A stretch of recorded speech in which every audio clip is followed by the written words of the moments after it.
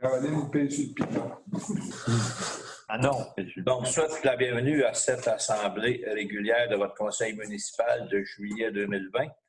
Alors, l'ordre du jour a été présenté à tout le monde. Alors, est-ce qu'il y a quelqu'un qui propose l'ordre du jour? Rio Gagné. Gagné le propose.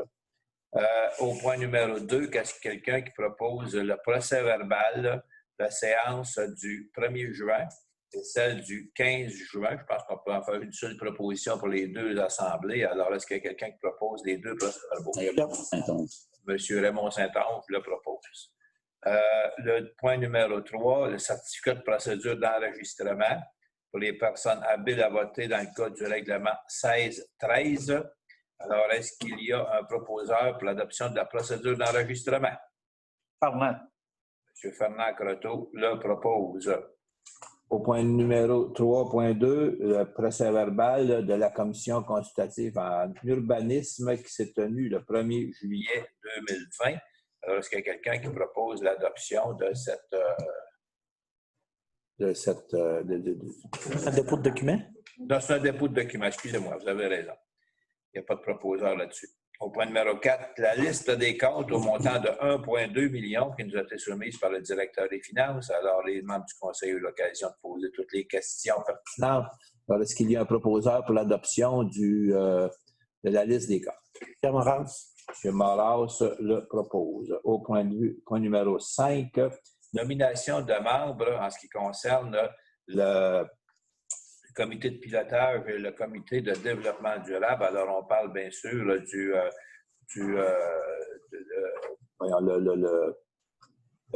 comité de développement durable qui distribue à chaque année les montants pour le fonds ABI pour les collectivités.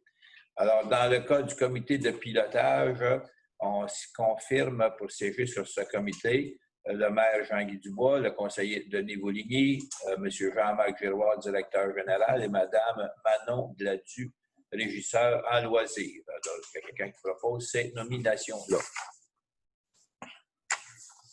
Moras. Personne?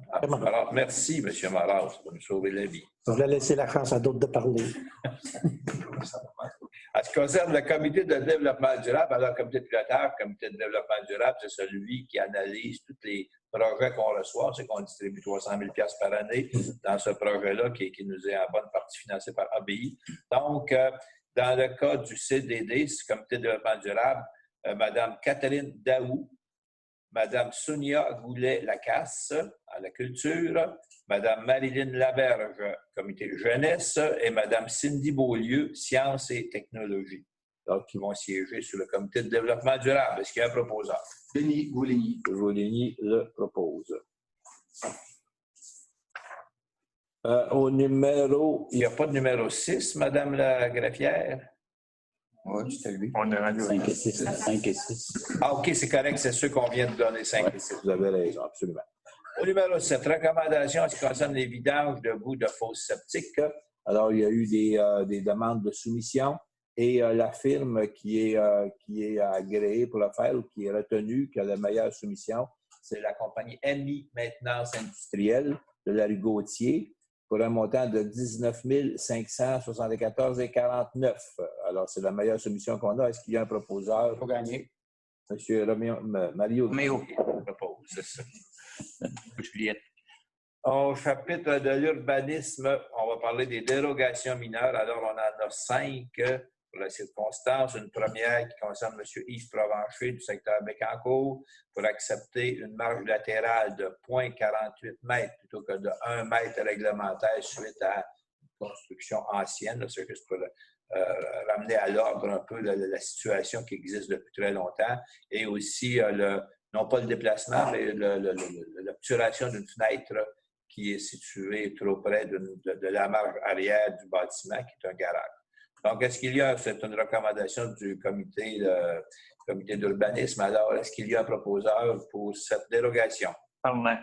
M. Croteau le propose. Au numéro 8.2, c'est la Société immobilière Paris et Frères. Alors, c'est sur la rue Damas, Saint-Arnaud, secteur Bécancour. Alors, ça était prévu que c'était des bâtiments à un étage.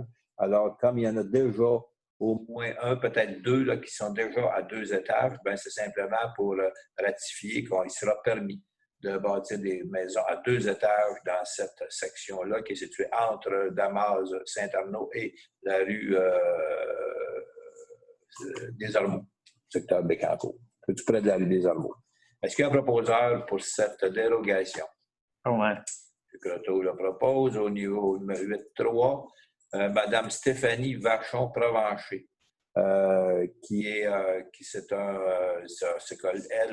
ça se situe sur la rue Nicolas-Perrault, secteur Bécancour, une résidence qui a été incendiée.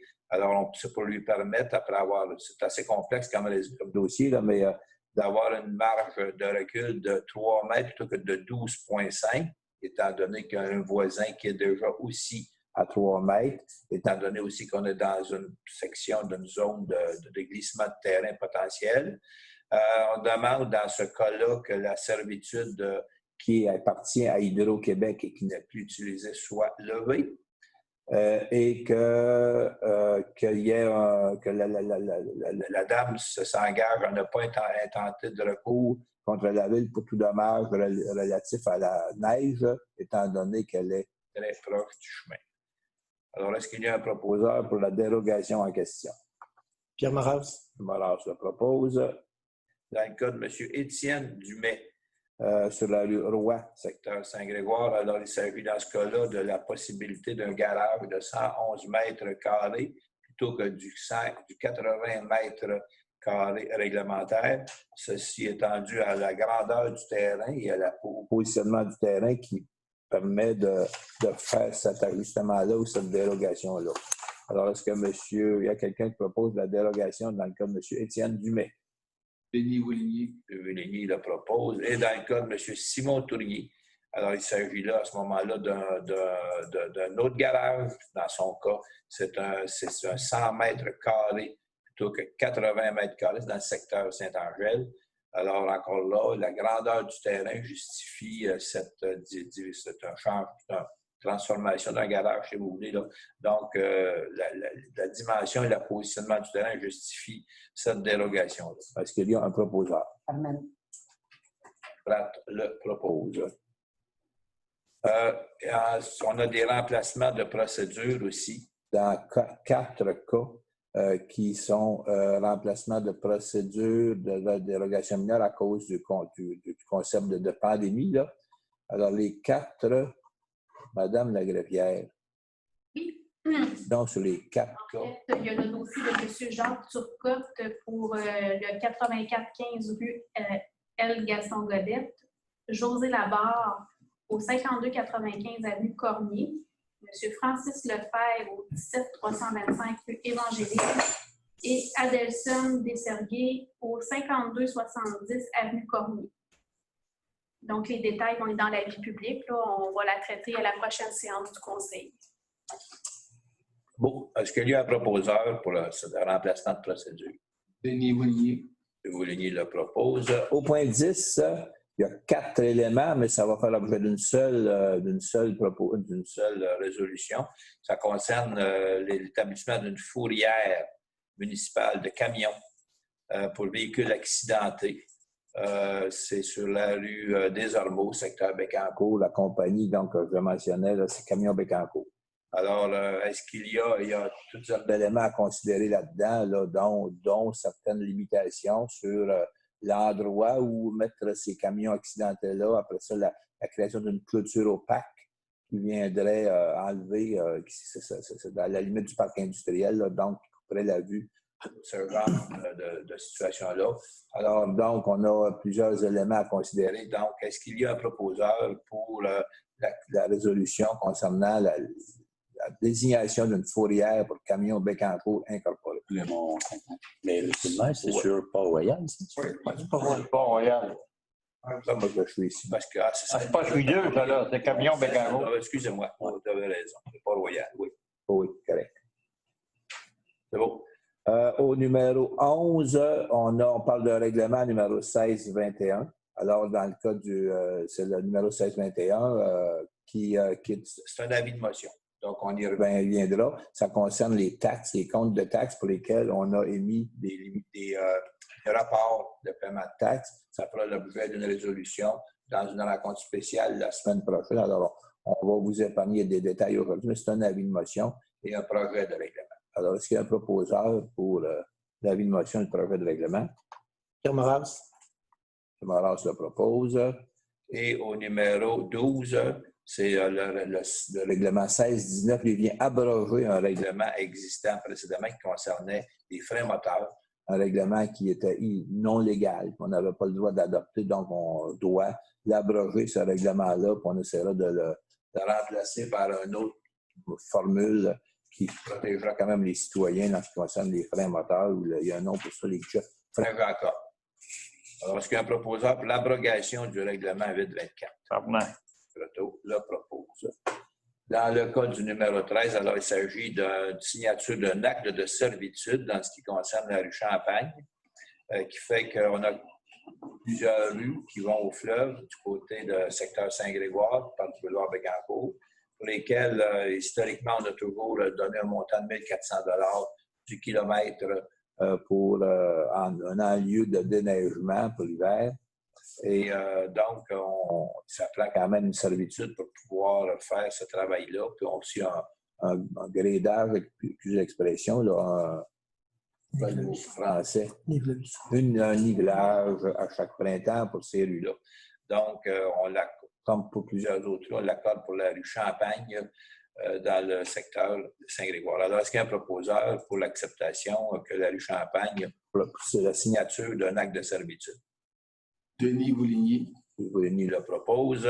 Et dans le numéro 14, ce qui concerne Mme Huel-Cuy, qui est propriétaire d'une terre dans le secteur Gentilly et qui a sur son terrain un ancien chemin qui date du siècle passé et qui a toujours été là, qui n'a jamais été éclairci. Alors, c'est un terrain qui n'a pas vraiment d'importance, qui est sur le bord de l'ancienne emprise, une route anciennement qui longeait le fleuve Saint-Laurent, qui est longtemps oubliée.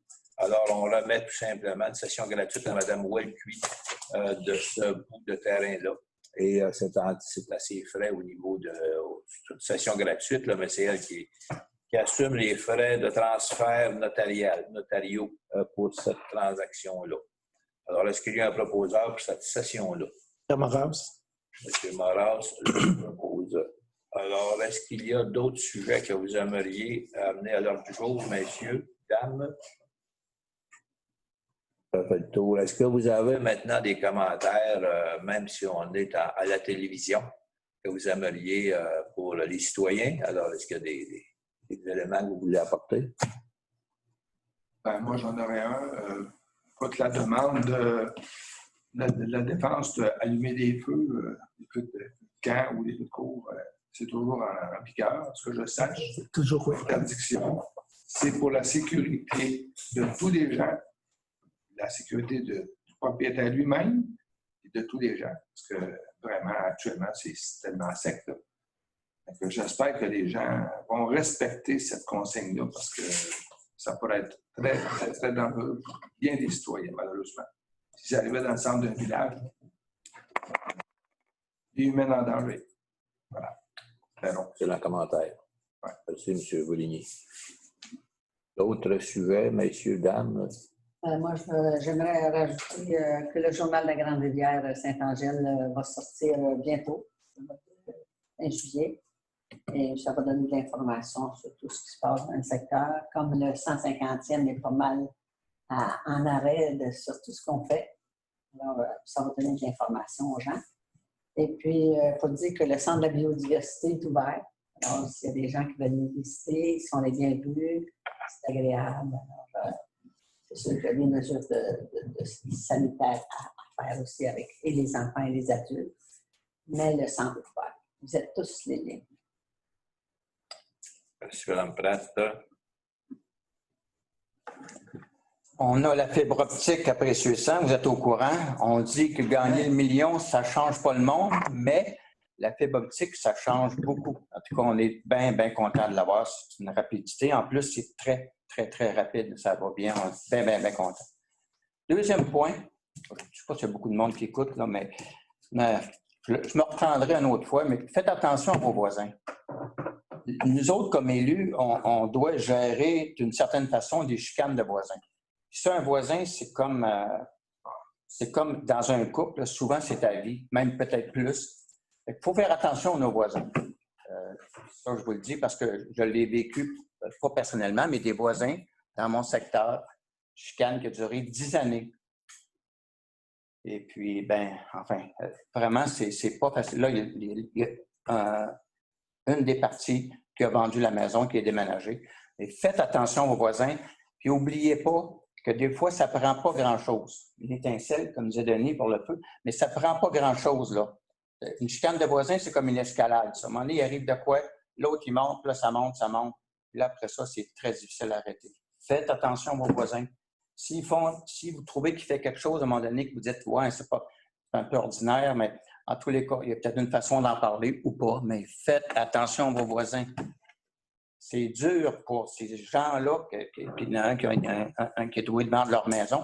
C'est dur de passer 10 ans là, avec, tu sais, à côté, là, puis quand il y en a une qui sort dehors, un win. Là. C'est le message. Faites attention aux voisins.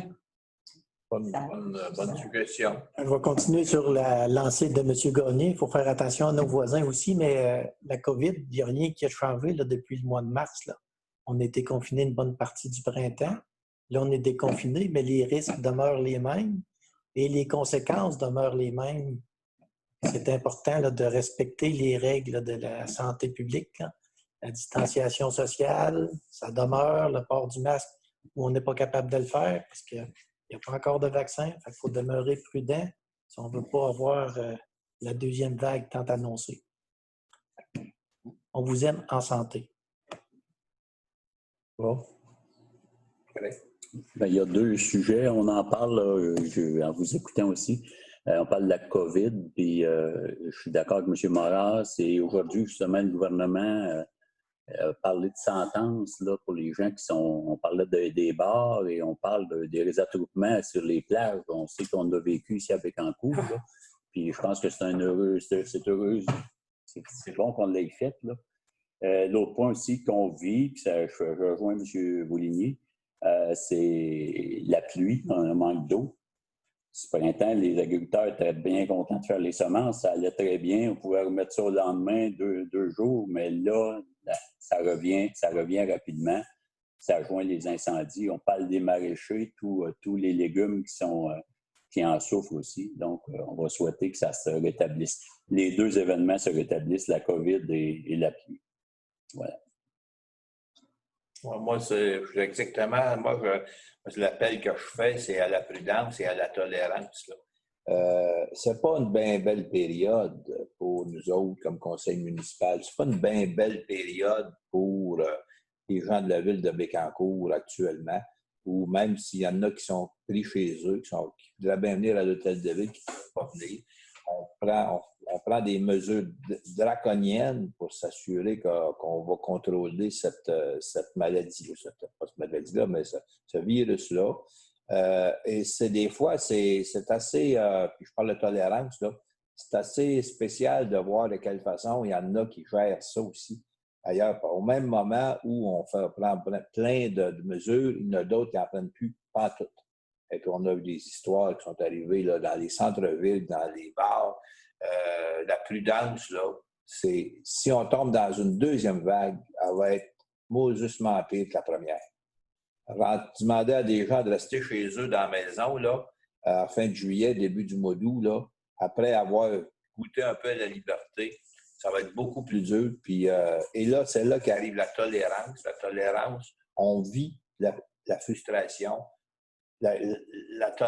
L'intolérance grandit. On le sent dans la façon d'être. On se le sent, nous autres, comme conseil municipal. On vit cette tension-là. Nos employés la vivent. On n'est pas capable de fournir. On donne des permis comme on n'en a jamais donné, mais c'est pas facile. Puis il y a des gens qui sont frustrés parce que ça prend plus de temps. Ben oui. Il y a moins de monde pour faire la job, puis il y a plus de demandes pour la faire. C'est comme l'eau. Il y a moins d'eau, mais il y a plus de monde qui en veut parce que tout le monde est chez eux, tout le monde se fait des piscines. Donc, on est dans une période où on fait des interdictions. on bloque le monde, on bloque la plage, on bloque l'utilisation de l'eau, on bloque le droit de faire des feux. C'est rien de bien drôle pour nous autres comme conseil municipal actuellement, puis hâte qu'on en finisse, puis pour en finir le plus vite possible, il y a une façon. C'est la prudence de tout le monde pour essayer de combattre ça, puis de ne pas prendre de chance inutilement. Fait que là-dessus, à tout le monde, je souhaite des belles vacances parce qu'il y en a plusieurs qui vont prendre des vacances dans le mois de juillet. Là. Je pense que vous n'irez pas loin personne. Mais en tout cas, je vous souhaite quand même du beau temps. C'est rare que je souhaite de la pluie dans le temps des vacances. J'aimerais ça qu'on en ait, mais à des bons moments. Là. Mettons, dans la nuit, dans le milieu de la semaine. Alors, ça va pour tout le monde, c'est correct, ça va le tour des sujets. Merci beaucoup. Merci beaucoup. Oui. Bon, on n'a pas eu de questions, mais c'est important de vous le mentionner. Et les gens, sachez que c'est toujours mis le vendredi là, avant la séance, les questions. Vous êtes toujours invités à nous écrire ou à nous appeler. Mais là, j'ai rien vu là, pour l'instant. Bon, on espère qu'on a couvert une bonne partie de la matière. Alors, merci beaucoup. Merci à tout le monde. Pour ceux qui nous écoutent, merci d'être là. Bonnes vacances pour ceux qui en prennent. Carmen. La levée de l'Assemblée, monsieur. Ah oui, est-ce qu'il y a quelqu'un qui en propose? Carmen propose la levée de l'Assemblée. Carmen. Merci tout le monde. Mmh. On passe ça, c'est le pense. Elle était bonne, Carmen. Alors, là, j'étais là. C'est en elle,